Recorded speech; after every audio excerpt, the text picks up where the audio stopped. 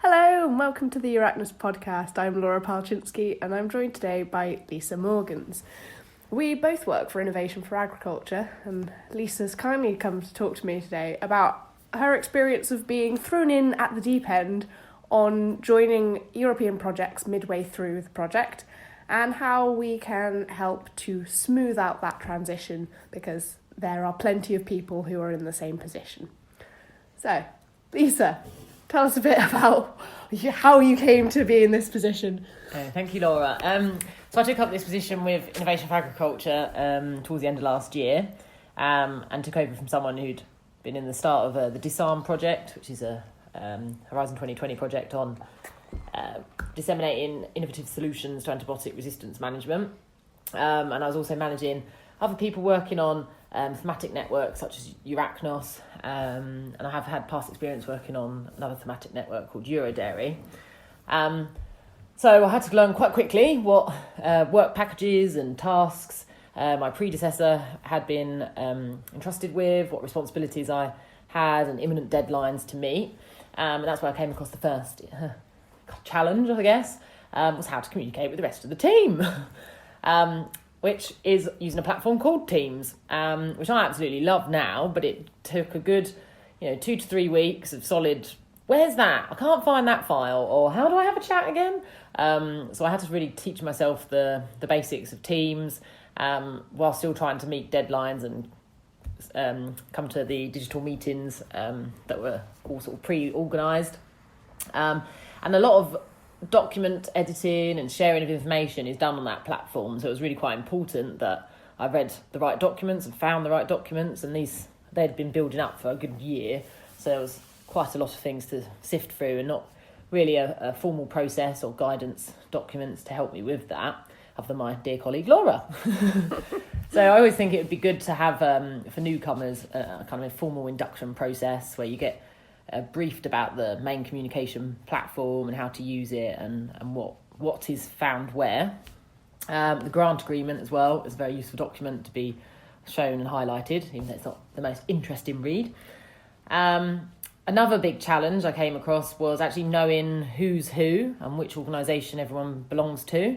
The nature of these Horizon 2020 projects is they are very multi-institute and interdisciplinary, so we have lots of different institutes and organisations, often with abbreviations, which are not that easy to remember, so you have to try and remember which people belong to which organisation and put names to faces, and when you miss out on the person-to-person launch events, that can be quite difficult doing over teleconference calls. So that took a bit of work. And it just really slows you down, being able to deliver the tasks that you could do really easily if you just hit the ground running. So I think a regular catch-up session for newcomers to brief everybody about who's doing what and who's your main point of contacts in your different work packages can be really helpful. And it's something I've tried to do since starting. I'm trying to think of what other challenges I've had. They were probably the main ones, the communication platform and getting to know the people I'll be working with. And do you think that's more of a thing that the organisation that's part of a thematic network project should take responsibility for in-house if they've got a new member of staff, or is that also, do they need to work with the consortium themselves for the project? Yeah, I tend to think it'd be the latter, to be honest, because you've got such a diverse group of people. There's only so much individual organisations can do, and like for us at Innovation for Agriculture, we all had our own work packages already that we were quite busy with, so I was actually looking towards my work package consortium members to help me with knowing who's who and who to connect with, which they've actually been really helpful on the Disarm project for that. So yeah, it's definitely a consortia responsibility, and then you can have these kind of little team catch-ups within your work package. I think works quite well. Yeah, and in terms of keeping in touch with people in your work package, what kind of, do you think that's calls, do you think it's emails, or...? I do like teleconference calls, like video calls, and then it helps with me seeing the person. And I think another barrier that I've come across working on thematic networks is language. We're very lucky being English speaking. everything being in English, but I think for other countries that can be another hurdle and can mean things get lost in translation if they're typed or written.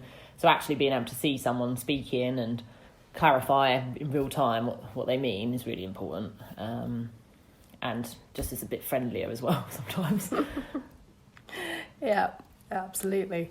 A thing I would like to see in future Horizon 2020 grants or these big sort of multi-state consortia is a formal induction process for newcomers and an awareness of people's, I suppose, level, experience and expertise.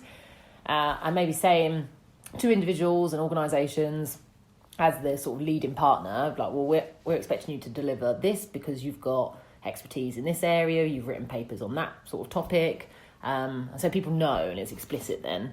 So if there is an issue around, I don't know, a work package around dissemination, for instance, and knowledge transfer and knowledge exchange, that's a very big field and it's very rapidly evolving. And I think some organisations have better expertise in that than others, and that should be made clear at the start of these projects. Mm-hmm. How do you feel about the organisation of the thematic networks? They often have, the work packages set on specific tasks, including on communication and dissemination. But dissemination are of your results, so should that not be a task as part of each work package? Surely that would make it easier to disseminate your results, because you don't then have to keep tabs on every different work package to then do dissemination as a behemoth beast of a task that you're overwhelmed with at the end. Yes, I totally agree with you, Laura. It should be integrated from start to finish in every single work package. The idea of we found something out in kind of the research ivory tower and then we're just going to spread that, disseminate that to, inverted brackets, end users, is really quite inefficient and outdated. We should be developing knowledge with the whole supply chain, to use the sort of food industry terminology, or everybody who's involved in the research and the outputs and the stakeholders. They should be involved in that kind of knowledge creation and exchange throughout, and then that'll make the use of that data in a wider community is much better, much more applied, and it should be integral to every kind of task that's in there. So if you do it, I'll go back to the disarm example, but we're doing these multi-actor farm health plans with farmers, and I think being able to talk about what they're doing on social media as they're doing it, asking them what their needs and concerns are as we're doing it, that informs, I suppose, the dissemination to the wider community and the engagement with the wider community, rather than at the end trying to put it on in a newsletter and on the internet somewhere. So frequency of meetings, face-to-face and digitally, I think is an interesting one as well, because I know in our experiences at Innovation for Agriculture, we feel we do spend a lot of time on teleconference calls, which has a very important purpose to, as I was saying earlier, knowing who's in your team, being a bit friendlier with people face-to-face, even if it's digitally, and trying to clarify if there's any confusion. But I do think meeting face-to-face in person is a great way to really improve the interactions and real effective collaboration.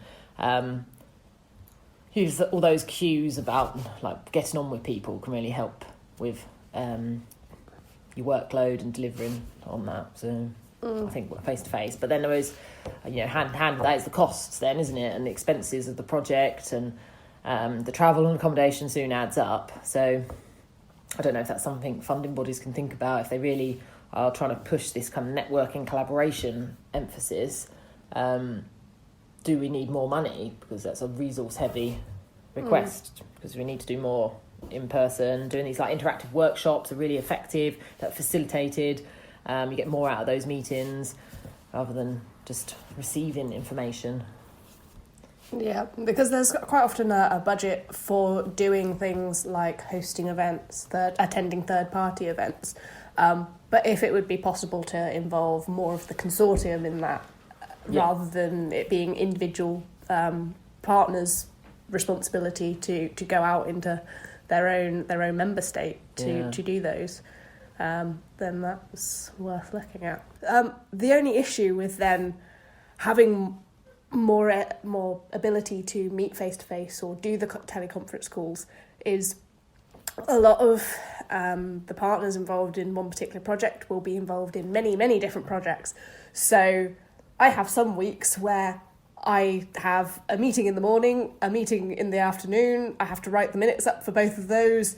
That's my entire day gone, and I've just been brainstorming without doing any air quotations proper work. Yeah. So if you have a few heavy days of that, if for partners that are involved in being work package leaders, task leaders, or even task members, if every task decides that they want to have monthly catch-up meetings, then that's very time heavy. So yeah, but then I'd throw that back. It's a very formal meeting procedure to make sure you have the minutes and there's like a follow-up document of that. Do you need that? Your question, I suppose, if everyone was at that meeting and everyone's decided on what they're going to do based on that meeting, at the meeting, is it just work creation for no real effect? I mean, that's something you'd have to agree with everyone who's there. I mean, if you've got someone who's not able to make the meeting, then minutes do become quite useful. So I'd question, the status quo or the typical way of doing a meeting, because actually, if you get everybody present in person and have a facilitated workshop and agreed deliverables from that, it could be much more effective than sort of a passive participation and then having to read the minutes and write the minutes. I did also just think of another point, talking of minutes, that possibly wasn't that clear on some Horizon 2020 European projects, is what is the objective of the whole project, all the work packages combined? What is the sort of short-term vision and long-term vision? What does the Horizon 2020 project want to deliver?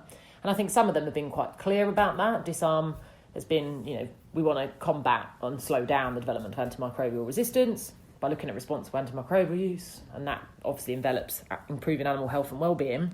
But some other networks, I feel, have been a bit, and talking to people in the different work packages, have been a bit hazy about how that short-term vision is going to be delivered, what use this actually has for farmers, people working in agriculture, advisors and research bodies. So someone coming from the outside, I'm quite blessed I can look at it like that. When you're in the Horizon 2020 bubble, it can be, you might pay to take a bit of a step out and think, well, how am I going to explain this to a farmer? Yeah, and in terms of, we've already touched on this, but that interaction between the different work packages, there should be a common goal which you're building towards, and it's quite easy to end up in isolated silos within the same project, which again links back to the regular face-to-face meetings and the consortium meetings and things like that. So exactly, and if you've had an organisation that's had a whole staff changeover, which is nothing, the project can't do anything about that, that's just life, then if there could be some process in place that really ingratiates people back into that circle of the project, it can really help with collaboration. Yes. And what do you think that induction should look like? Because, you could go, here's the grant agreement, here's the quality assurance manual, here's the risk assessment manual, here's the deliverables we've done so far, and you end up with a pile mile high to read through, and it doesn't really help you to get the main point. So what do you think are the main things that you need to know in order to be in a strong footing to start working? Yeah, that is a good point. All those documents you read listed, obviously very important to read, but realistically you don't have the time or willpower to read them. I think short, snappy overview videos are actually quite good, which if you can work that into a deliverable in the project anyway, like an opening video that I think you made, Laura, for Disarm. I think watching those kind of things can give a good overview. Having one-to-one conversations digitally or in person with the leads in the project, so they can give an overview of what they hope the project to achieve, because if anyone's going to know that, the best, that should be the project leader. And then making it your responsibility to go and seek time with each of the work package leaders, digitally or in person, and asking them, 10 minutes of their time, just explain what they think the project's about, what they're doing, what they've achieved and what they're planning to do. And then you may be given a bit of a 5-minute introduction to yourself, what you're good at.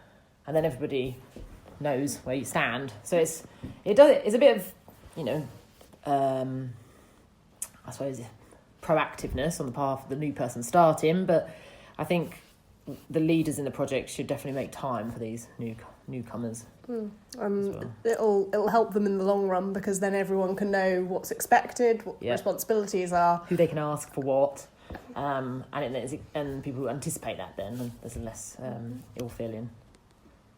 Okay. So in summary, I think as a person who's come from the outside, joined these thematic networks and Horizon 2020 projects, having a clear objectives, short-term and long-term visions of how that project's going to deliver, and that everybody's clear about that. Having a kind of formal induction process and explaining to the newcomers, we really encourage you to go seek out times to talk to project leaders and work package leaders and introduce yourself and your skill set and learn what everyone's been doing. Maybe having some video footage as well as a summary, so people don't have to trawl excessive long documents.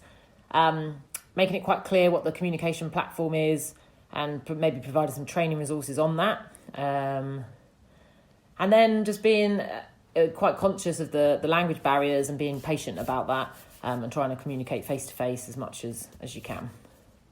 Yeah, well, thank you for joining me today then, Lisa. It's been very enlightening. My pleasure. Thank you very much.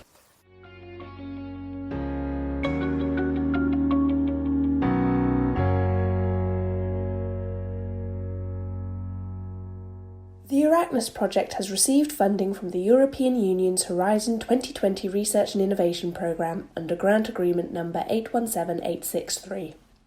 Royalty-free music from Ben Sound.